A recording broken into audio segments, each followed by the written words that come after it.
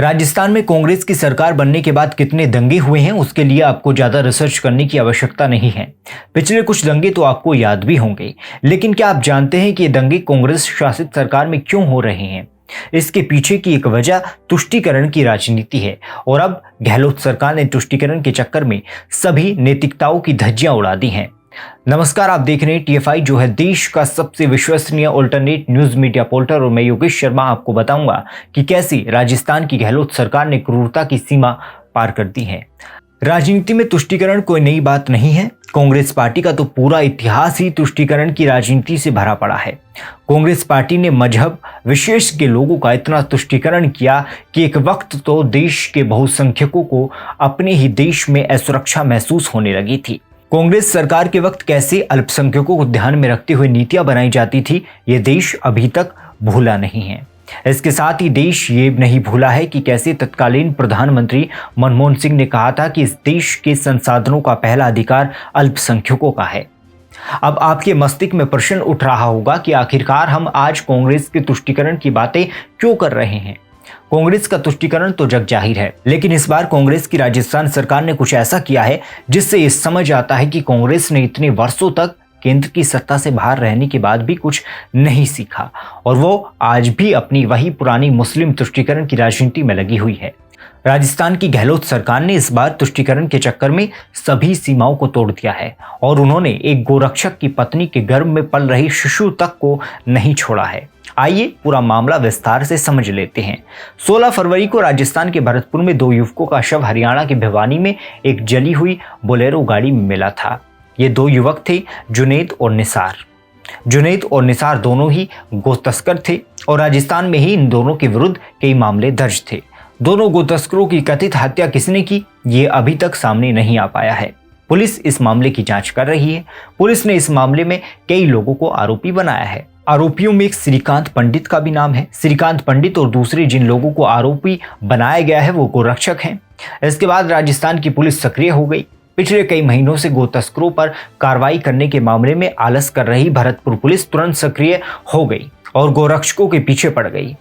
यहीं से राजस्थान पुलिस की क्रूरता शुरू होती है। राजस्थान पुलिस लोहारू कांड में कार्रवाई कर रही है, जो कि उनका काम है, लेकिन मृतक अल्पसंख्यक समुदाय से है, ये जानने के बाद राजस्थान पुलिस अति सक्रिय हो गई है। भरतपुर पुलिस के जवान हरियाणा पहुंचे और गोरक्षक कथित आरोपी श्रीकांत के घर में जाकर काफी मारपीट की। आरोप है कि पुलिस इस मामले में इतना ज्यादा क्रूर होती चली गई कि उसने श्रीकांत की गर्भवती पत्नी के साथ भी मारपीट की, जिससे गर्भ में ही उसके बच्चे की मौत हो गई। गोरक्षक श्रीकांत की पत्नी की जान बड़ी मुश्किल से बचाई जा सकी और उसके गर्भ से बच्चे का शव निकाला गया। भले ही राजस्थान पुलिस ये स्वीकार करने को तैयार नहीं है, लेकिन मीडिया के द्वारा जो जानकारियां सामने आ रही हैं वो डराने वाली हैं। जानकारी के मुताबिक श्रीकांत पंडित की पत्नी के गर्भ से निकले मृत शिशु के शव का 23 घंटे बाद पोस्टमार्टम हो पाया है और यही नहीं, बच्चे का शव शमशान घाट की मिट्टी से निकालकर दोबारा अस्पताल ले जाया गया था। इस मामले में अब तक राजस्थान पुलिस के विरुद्ध FIR की तलवार लटक रही है। नगीना थाना SHO राजबीर ने कहा कि नवजात का पोस्टमार्टम हो गया है। पुलिस को डॉक्टरों की रिपोर्ट का इंतजार है। रिपोर्ट में बच्चे की मौत के कारणों का खुलासा होगा और आगे की कार्रवाई उसके आधार पर होगी।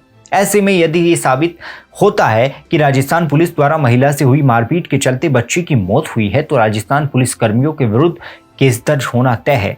हरियाणा की महिला आयोग अध्यक्ष भी इस मामले को लेकर सक्रिय हो गई हैं। उन्होंने इस मामले को केंद्रीय गृह मंत्री अमित शाह तक के पास ले जाने की बात कही है। महिला आयोग की अध्यक्ष रेणु भाटिया ने कहा है कि राजस्थान पुलिस की रेड के दौरान कोई महिला पुलिस अधिकारी नहीं थी, जो कि राजस्थान पुलिस ने बहुत बड़ी गलती की है। रेणु भाटिया ने इस मामले में फिरोजपुर झिरका के DSP सतीश कुमार को जमकर फटकार लगाई है। इस मामले में प्रश्न तो हरियाणा पुलिस पर भी खड़े हो रहे हैं। आखिर ऐसा कैसे हो गया कि राजस्थान की पुलिस उनके राज्य के एक थाना क्षेत्र में जांच के लिए आकर मारपीट करती है और उन्हें पता तक नहीं चलता। हालांकि अब हरियाणा पुलिस सक्रिय हो गई है और उन्होंने स्पेशल जांच टीम बनाई है, जिसकी अगुवाई अतिरिक्त पुलिस अधीक्षक नूह उषा कुंडू कर रही है। नूह के SP वरुण सिंगला ने कहा है कि इस मामले में पुलिस सभी साक्ष्य सबूत व गवाहों के आधार पर अपनी निष्पक्ष जांच में जुटी हुई है। अभी केस दर्ज नहीं किया गया है। गोतस्करों की हत्या किसने की, गोरक्षकों ने या किसी और ने, ये जांच का विषय है। लेकिन जैसे ही ये पता चला कि मृतक युवकों के नाम जुनैद और नासिर हैं, वैसे ही राजस्थान पुलिस ने मामले को अलग चश्मे से देखना शुरू कर दिया।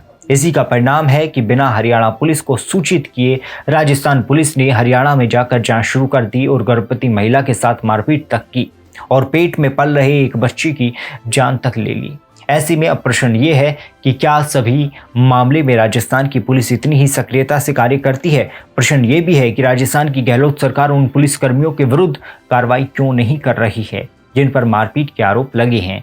इसके साथ ही प्रश्न ये भी है कि राजस्थान के मुख्यमंत्री अशोक गहलोत इस मामले पर चुप्पी क्यों साधे हुए हैं? क्या ये भी राजस्थान की गहलोत सरकार का तुष्टीकरण नहीं है? आप लोगों का इस पूरे मामले पर क्या विचार है? कमेंट सेक्शन में अवश्य बताएं।